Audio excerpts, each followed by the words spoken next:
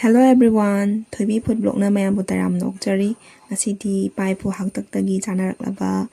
Lafu Singju gi video ina semjarake. Ahan bathing na biba yauragadi nungsibiduna subscribe tawsanbiramo. Chawai sida laijare tingthoba chawai ne. Aduga sidana lafu se koigi chaba yaba lafu dune. Hana maku se fajana khokto ani. Ado Lafu ki singju se makal lay sida ina tawjadori sidi sugai da bida pana suraga haidi soiraga semba lafu singju dune suraga mai jumthoga chabada su yamna hawi adupu sumaina pana soiraga chabagi se oina semjarage ngasidi nungsa sadabagi kangba ngamoina ko maku fajana khoga sumaina loina soidokjare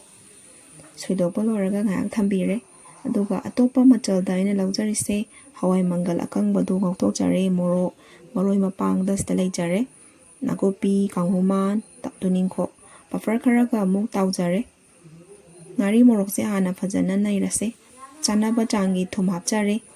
aduga ising kitang hapaga morok se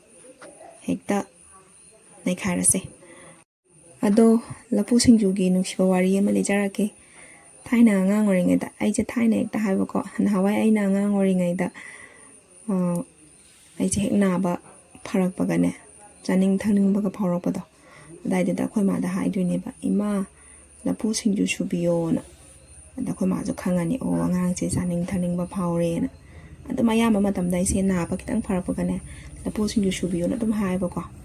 adone hainu shibawari aise dai ke sunate Tusmaina ngari morok se hana fajana naibirani munaba totpirani adugi matungda lafu siga mu pribi nai khairase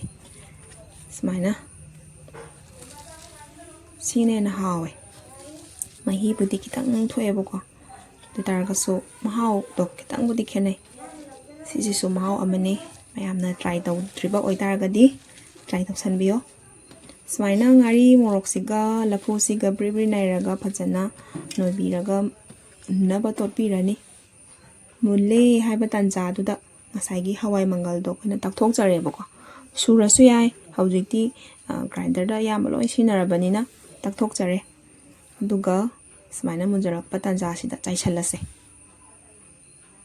ekta chaisalle smaina mathang chaisanjare aduga muk totpirase Smaina totlani duga chawai dudi last da hapse ko adune na hawe nata deran oina toigineba smaina totpa loraga moroi mapang jingdo tuningkho kanghuman nakopi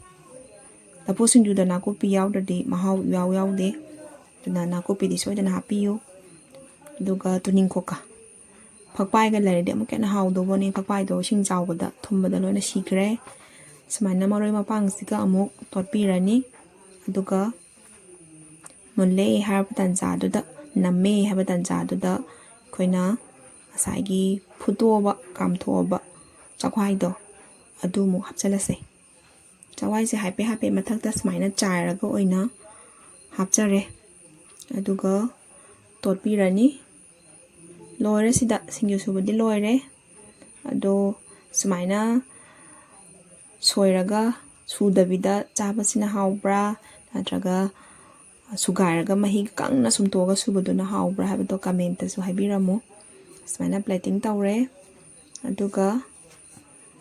tilau maitai gi asengba tilau do khara sai sanjare sine na mahau laiko hojikangi broki tilau dagidi